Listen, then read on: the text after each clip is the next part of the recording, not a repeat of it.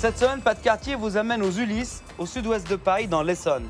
Quand on est venu ici pour la première fois, on nous a parlé de Youssef, un jeune qui se bouge. Et on nous a pas menti, Youssef, c'est un esprit sportif, un mental qu'il met au service des plus démunis. Et aujourd'hui, il arrive même à emmener le quartier dans son sillon. On le suit sur son dernier marathon.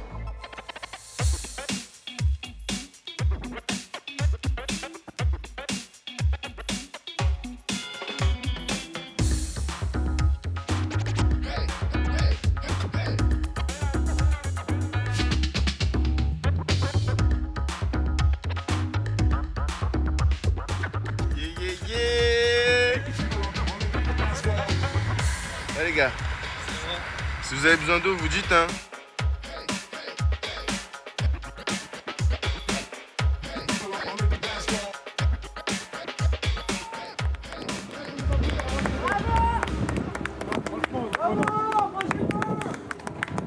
Moi je vous respecte.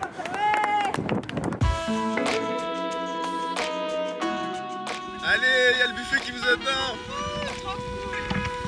Ah là on a couru, désolé c'est à Paris. On est KO.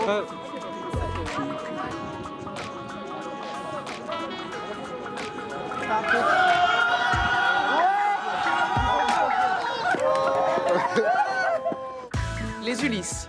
Youssef, 27 ans, a grandi dans cette zone urbaine sensible. Bienvenue dans le quartier des Mosquées, 91 Essonne. On est au cœur du quartier, là. Là, c'est au cœur du quartier.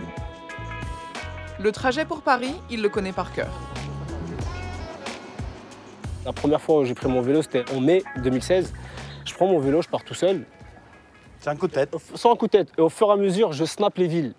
Les Ulysses, Orsay, Palaiseau, Massy, ainsi de suite, jusqu'à Paris. J'ai toujours été sportif et je voulais m'enlever une limite. Te dépasser. De dépasser la limite. Nous, ici aux Ulysses, on n'a pas de RER, de gare RER. Ça veut dire qu'on est obligé de prendre le bus.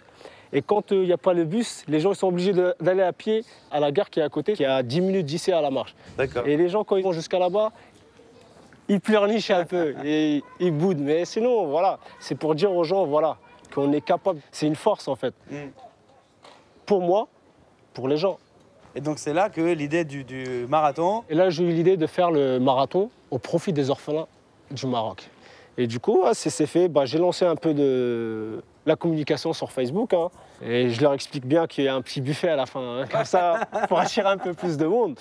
Et là, je vois au fur et à mesure, il y a des gens, ils m'appellent, ils me disent « Ouais, Youssef, on veut participer à ton marathon. Comment ça se passe hein ?» On s'est retrouvés à peu près une trentaine de personnes à faire le marathon. Ce qui est pas mal pour une première. C'est ce qui est pas mal pour une première, parce que moi, je m'y attendais qu'à entre 5 et 7 personnes, maximum. Il y a une logistique autour de ça.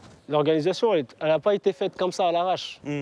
On ne peut jamais réussir tout seul. Hein. C'est grâce aux personnes, c'est l'entraide des personnes. C'est ça qui a fait que ce marathon-là, il a été une réussite.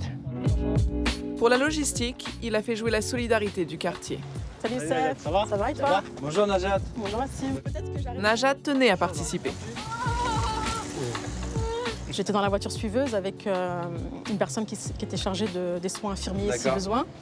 Et puis aussi de l'organisation au niveau de la table d'arrivée. Pourquoi tu as décidé de l'aider en fait?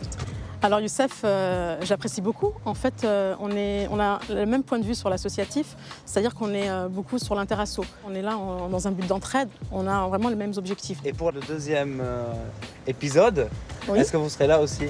Alors oui, j'espère aussi participer. Je ne sais pas si je vais tenir les 30 km, mais voilà, j'espère aussi, je vais m'entraîner un peu pour essayer de... Mais à vélo, pour commencer. Voilà.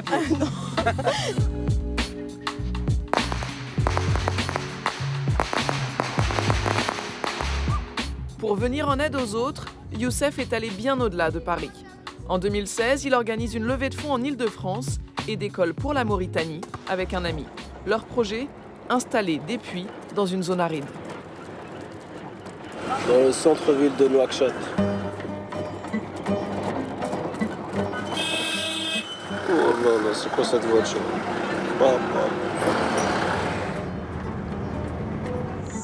Ouais, vous arrivez quoi là?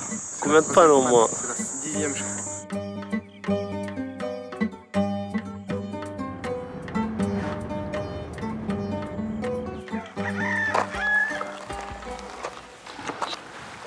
C'est des puits qui ont été creusés par les villageois. Et il y a pas mal de puits. En fait, ou soit au final ils se sont rendus compte qu'il n'y avait pas d'eau, ou soit l'eau elle est salée, donc ils ne peuvent pas utiliser.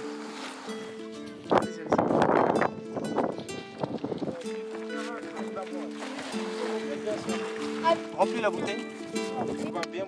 Compare avec la bouteille qu'on a, la bouteille qu'on a achetée. Incroyable. Incroyable. Regardez l'eau qu'ils boivent. Non. Un an après leur voyage, le choix du village a été arrêté.